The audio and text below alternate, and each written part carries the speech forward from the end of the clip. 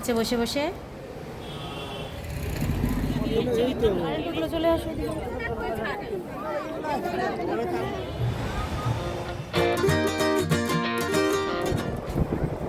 তো আমরা চলে এসেছি উদয়পুর, দেখতে পাচ্ছ ওই যে। আর মামা চলে গেছে প্রথমে। এই সোনা, এখন বাঁচতে গেল প্রায় 12টা।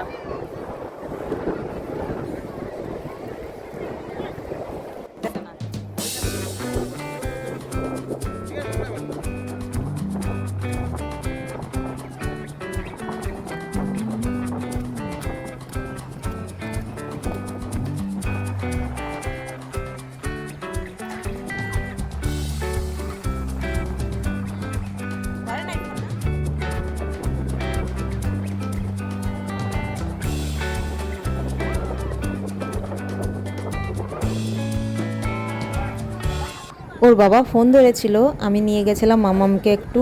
দেখতে পাচ্ছ ওই যে ও না এখানে এসে কি বলবো, হাতই ধরবে না, চলে যায় মাঝখানের দিকে। তো ঢেউ আসছে, আর উদয়পুরে অতটা বেশি ঢেউ না, কারণ বীজটা অনেক দূরে, তো সমস্যা হয় না ওই জন্য। ওর বাবা একবার ধরছে ফোন, আমি একবার ধরছি, ওর বাবা যাচ্ছে ওকে নিয়ে, আমি একবার যাচ্ছি। ওর বাবা স্নান করে নিয়েছে, কিন্তু আমি স্নান করিনি। তো দেখতে পাচ্ছ এখনো রোদ আছে বাবা। তো দেখতে পাচ্ছ এই যে সব স্নান করছে, আমি এখানে দাঁড়িয়ে আছি, আর নামবো না, এখন যাব হচ্ছে হোটেলের দিকে। আর দেখো মামাম স্নান করার সময় এটা না হাতের নিচে পেয়েছে, এটা কি তোমরা জানলে অবশ্যই কমেন্টে জানিও কিন্তু। তো এই দেখো এসে পড়েছি মাছের ইচ্ছে, আর মামাম খাবে অক্টোপাস। তো একটা অক্টোপাস নিয়েছে, সেটার দাম পড়েছে প্রায় 600 টাকা। তো এটা নিয়ে চলে যাবো আমরা হচ্ছে হোটেলে, হোটেলে গিয়ে তারপরে খাবো। তো এইমাত্র ঘরে আসলাম, দেখো গরমে সব কালো হয়ে গেছে, আর মামাম এই অক্টোপাস খাচ্ছে বসে বসে। এই যে দেখো একদিনে কালো হয়ে গেছে পুরো। আমাদের এসে খেতেও দিয়ে দিয়েছে, এবার স্নান করব আবার একবার, স্নান করে, মানে আমি তো করিনি, ওরা দুই বাপ বেটিতে করেছে, স্নান টান করে তারপরে খেতে যাবো একটু পরে। তো চলো তোমরা ভিডিওটা দেখে। তো আমরা রেডি হয়ে গেছি, এখন যাবো হচ্ছে জগন্নাথ মন্দিরে, দীঘার। মামামও রেডি, আর সপ্তমনার বাবাও রেডি হচ্ছে। এখন বাজে 5টা 20।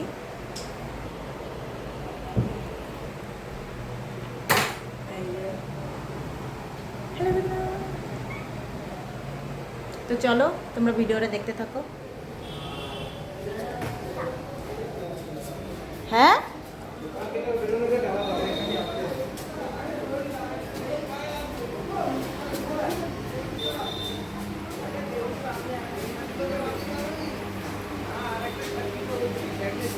তো আমরা চলে এসেছি, দাঁড়িয়ে আছি মন্দিরের সামনে রাস্তায়। এখন যাব হচ্ছে কাউন্টারের দিকে জুতো থোয়ার। তো এইখানে জুতো ধুয়ে টোকেন নিতে হবে, তারপরে যে সময় নেওয়ার হবে টোকেনটা দেখালে আবার জুতোটা দিয়ে দেবে। তো যাই হোক, দেখো এখানে হাঁটছি, একটা ছেলেদের লাইন একটা মেয়েদের লাইন, কিন্তু ছেলেদের লাইনে চলে গেছে আমার মেয়ে, ওর বাবার সঙ্গে হাঁটছে।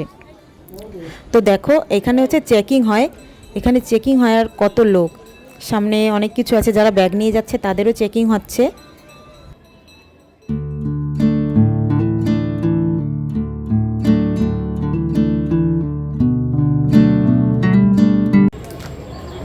চলে এসেছি আমরা।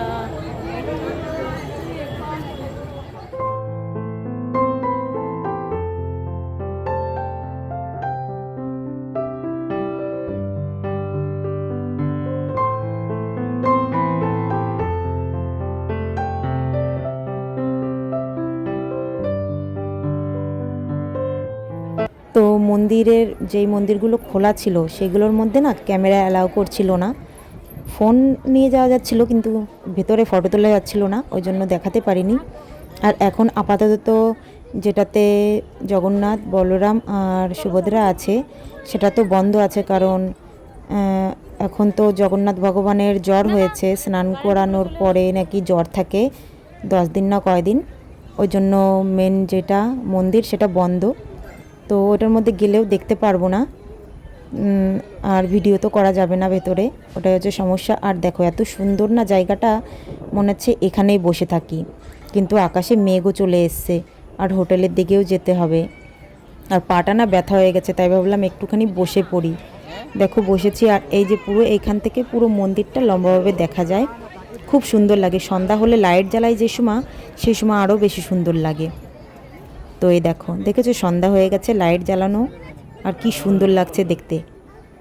তো এখন বেরিয়ে পড়বো আমরা হোটেলের দিকে, কারণ সন্ধ্যা হয়ে গেছে আর মেঘও চলে এসছে। আর এই দেখাও, এখানে হয়তো নাচ ছিল, আমরা শেষে এসেছি ওই জন্য দেখতে পারিনি।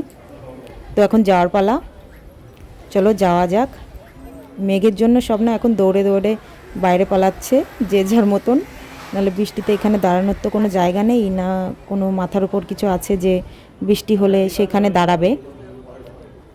তো দেখো ওর বাবা তো ঘেমে গেছে পুরো, আর ওর বাবা আনতে গেছে জুতো এখান থেকে। আমরা আর গেলাম না, এখানে মন্দিরের সামনেই বসে আছি বেরিয়ে, আর ওর বাবা জুতো নিয়ে আসলে আমরা বেরিয়ে পড়বো। তো চলো বন্ধুরা, আজকের মতন ব্লগটা এখানে শেষ করে দিচ্ছি। ব্লগটা ভালো লেগে থাকলে অবশ্যই একটা লাইক, কমেন্ট আর সাবস্ক্রাইব করতে ভুলো না।